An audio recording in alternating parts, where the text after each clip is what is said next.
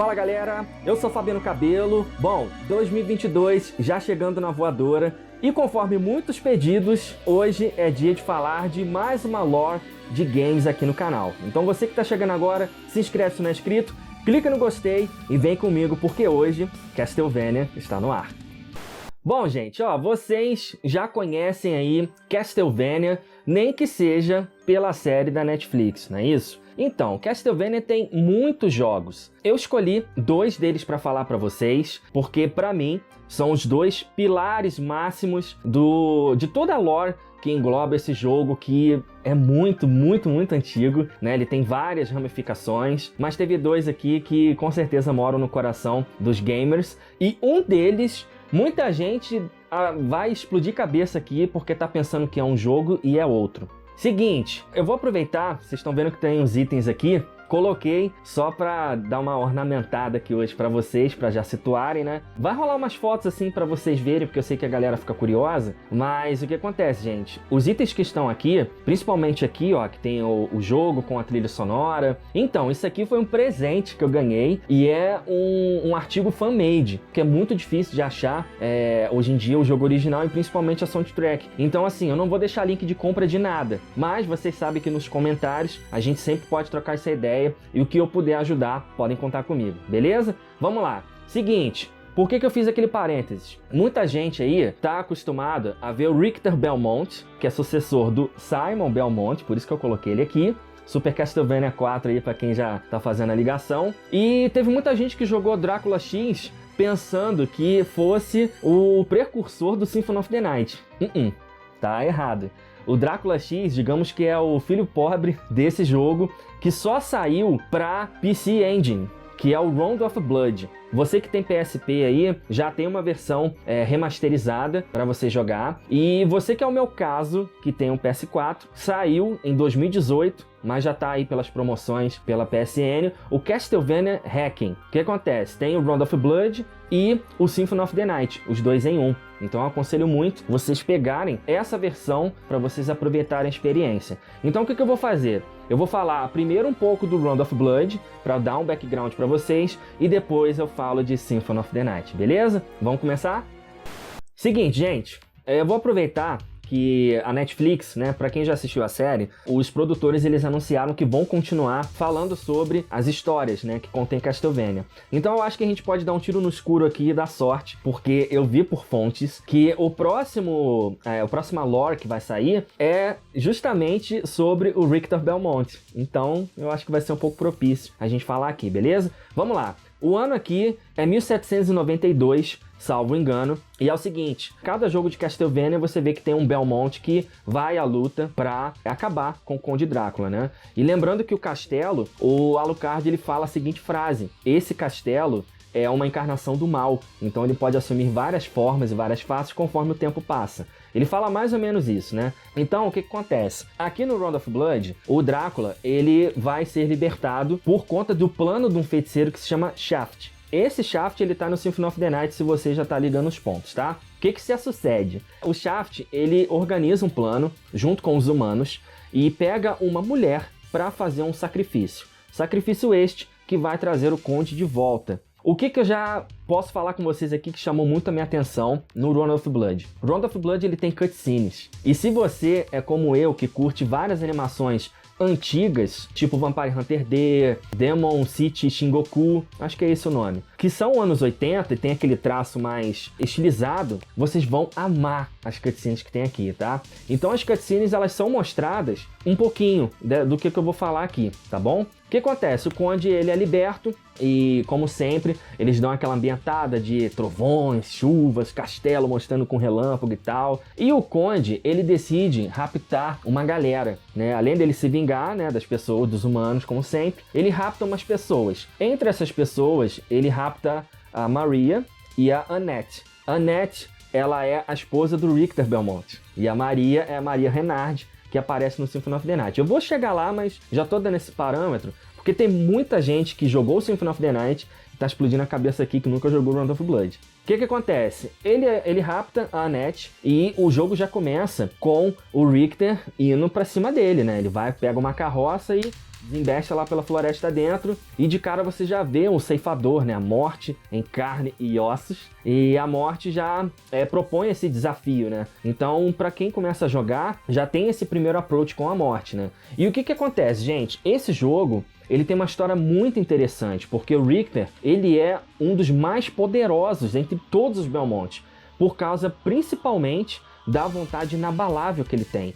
Então você vai ver que tem vários desafios que vão te levar através das missões, e esse jogo é muito interessante porque você tem como fazer alguns finais. Entendeu? Eu tô nessa busca aí, eu vou mostrando, principalmente para você que me acompanha pelo Instagram, fica de olho nos meus stories que eu tô jogando, eu vou mostrando para vocês. Mas o que acontece? Vocês vão resgatar pessoas quando vocês forem jogando e tal. Então pessoas estas, elas eu acho que vão te dar itens, fazem parte da história para você fazer um final melhor. Elas vão te aprofundar um pouquinho na história. E aí o que acontece? Quando você vai jogando, o que chama muita atenção? A trilha sonora tá incrível, tem esse lance de seletor de idiomas. Eu pessoalmente eu jogo em japonês, essas versões, porque ficou mais ambientado, sabe? Ficou muito melhor. Então assim, a renderização do cenário, gente, te transporta muito bem para dentro do que você tá jogando. Os cenários, as texturas, as imagens, todos eles te contam uma história de alguma maneira. Então vocês vão, junto com o Richter, passando por essas fases e já fazendo essa visita por vários pontos e começando a juntar um pouco a história. E aí o que acontece? Quando chega lá pra perto, né, do final do jogo, eu não tô dando spoiler aqui, tá, gente? Porque, na verdade, o Symphony of the Night, ele começa exatamente onde o Round of Blood está terminando. O que acontece? Aí a gente já entra aqui um pouco no Symphony of the Night. Quando o Richter ele chega até o castelo do Drácula, após ele passar vários desafios, e esses desafios vocês vão ver na gameplay, vale muito a pena. Ele vai lutando contra o Conde, só que ele comete um deslize. Esse deslize é o seguinte: o Shaft, quando ele teve um confronto com o Richter, o corpo do Shaft não resiste a esse confronto. Então ele pega a força vital dele, engloba dentro de uma esfera, e essa esfera ele usa para controlar o Richter justamente na hora que ele vai detonar o Conde Drácula.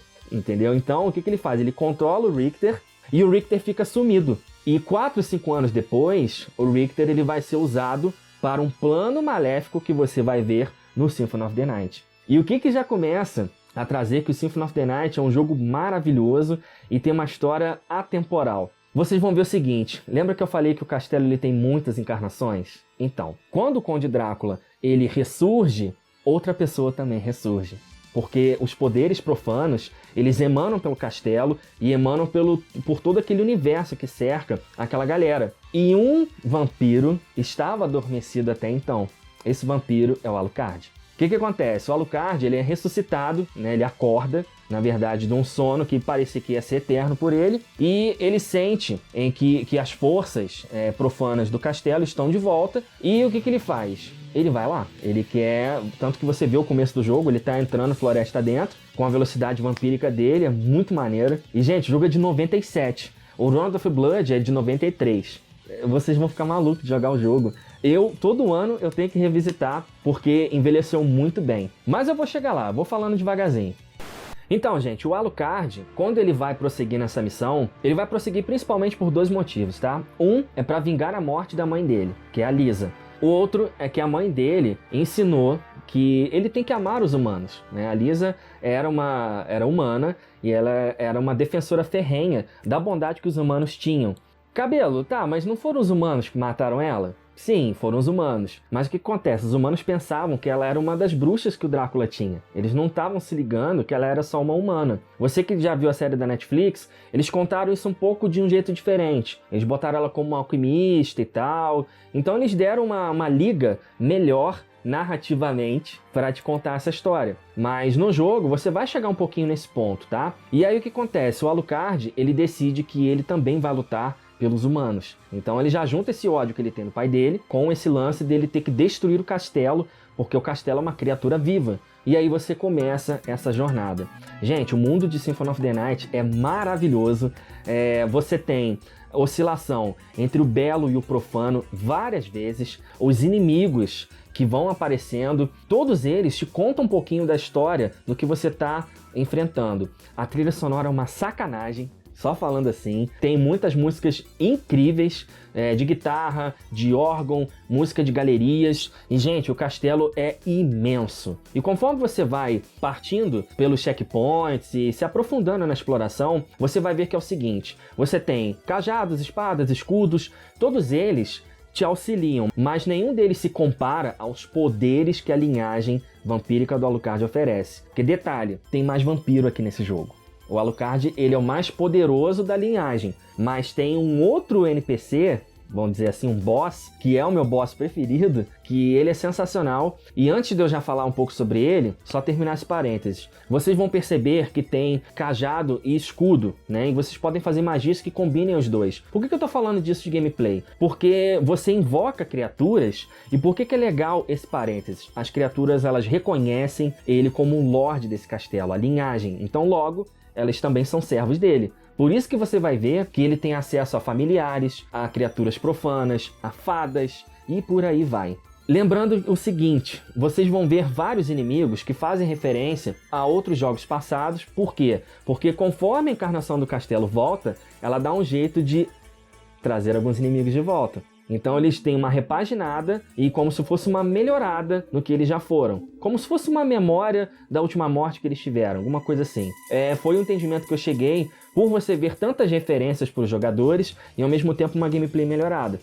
Sacou? Vamos lá. O personagem preferido aqui, que eu curto demais esse cara, é o Conde Olrox. Esse Conde Olrox, ele foi inspirado no Conde de Nosferatu, que é o Conde Orlok. Então, se você já é um daqueles cinéfilos que já viu o Nosferatu do Murnau, então, porque não podia se chamar Drácula, né, gente? Tem um processo aí correndo na época. Enfim, pesquisem sobre isso, que vocês vão ver por que o Nosferatu ganhou esse nome e por que a aparência dele também foi diferente. O Olrox, ele é um conde, né, como eu já disse, e ele é um dos donos de boa parte do castelo. Então, assim, eu ouso dizer que nessa primeira parte, porque o jogo tem dois castelos, um normal e um outro invertido. Eu vou chegar lá. O que acontece? Ele controla boa parte do castelo. Ele é um conde sádico, ele é um conde muito poderoso e ele tem duas formas. Então, quando você chega em Olrox Quarters, você vê uma sala imensa, o Conde Olrox sentado, e ele, no primeiro momento, ele é cortês com você, ele dá o lugar para você sentar à mesa. E você pode sentar, e aí depois ele já começa. Vocês vão ver que ele é muito poderoso, e é um personagem que eu queria muito que tivesse mais coisas dele em desenhos, em games, porque ele é um personagem muito interessante. Quando eu pesquisei, dá para você ver que por ele ser dono de boa parte do castelo, você vê que o poder dele é a chave para ter orquestrado quase tudo que acontece. Por que quase tudo, cabelo? Porque a gente vai chegar no X da questão. Lembra que eu falei do Shaft, do Richter? Então, o Shaft, ele faz o seguinte: eu tenho que trazer o Drácula de uma maneira que ele não possa ser vencido. E de que maneira melhor se eu não escolher o campeão dos Belmont para trazer ele de volta? Eu não vou ter oposição, porque, detalhe, ele não sabe que o Alucard está vindo. Então ele usa o Richter para virar o Lorde de uma parte underground ali do castelo, e ao mesmo tempo, se você derrota o Richter, você desencadeia uma força que traz o castelo de volta. Então o Shaft, ele tem esse plano orquestrado para te deixar sem opções. Tanto que é o seguinte, você tem dois caminhos para você escolher aqui, tá? Você pode escolher matar o Richter, e aí o jogo termina. Ou você vai encontrar com a Maria no decorrer do jogo, e a Maria, ela tem um conhecimento arcano. E o que ela faz? Ela te dá uns óculos, que são os Holy Glasses, e você coloca esses óculos e você pode ver a magia através do véu. Então você vê aquela esfera que eu disse que o Shaft estava habitando. Então são esses dois caminhos que você tem que ter cuidado para escolher. Beleza, cabelo? Cheguei lá, fiz esse negócio, como é que a história continua? Então, o que acontece? Depois que você faz essas duas escolhas, vocês vão ver o seguinte: o lance que eu disse que o castelo ele tem encarnações, quando ele faz esse pressuposto, ele libera o poder inteiro do castelo, e com isso o Conde Drácula volta. Então vem um castelo invertido. Então você vai ver que vem um castelo do céu, e aí você tem que se teleportar para esse castelo, e aí tem vários desafios, várias referências e vários outros chefes. eu não vou passar daqui. Eu sei que vocês vão ficar com vontade, mas eu não quero tirar a experiência de vocês. Então, gente, eu escolhi hoje esse tema aqui pra falar porque eu vi que vocês gostaram e eu tô muito feliz. Já comentem aqui embaixo quais são os próximos aí que vocês querem ver. E, gente, Castlevania é uma franquia atemporal e esses dois são o grande, assim, o graal dessa franquia. Symphony of the Night, gente, é uma parada que as pessoas são doidas para ele relançar. Esperamos que um dia isso aconteça. Gente, Castlevania é uma franquia que tem paixão, ocultismo, valor da amizade, a força de vontade, e são emoções que te fazem querer reviver essa história. Não é à toa que a Netflix pegou para fazer uma série, não é à toa que vai ter mais coisas, e não é à toa que um monte de nerds até hoje tem action figures e reverenciam esse jogo de várias maneiras, né? Então, eu tinha que trazer esse clássico supremo, essa dupla, na verdade, né? Para vocês conhecerem e você que já conhece, saber algumas curiosidades que de repente passaram batido aí pela sua jogatina, beleza? Você que curtiu esse vídeo, já clica no gostei, já indica esse vídeo para aquele seu amigo que tem um pezinho aí em vampiros, em filmes, mas que merece jogar essa franquia aqui atemporal, beleza? Vejo vocês no próximo programa. Valeu!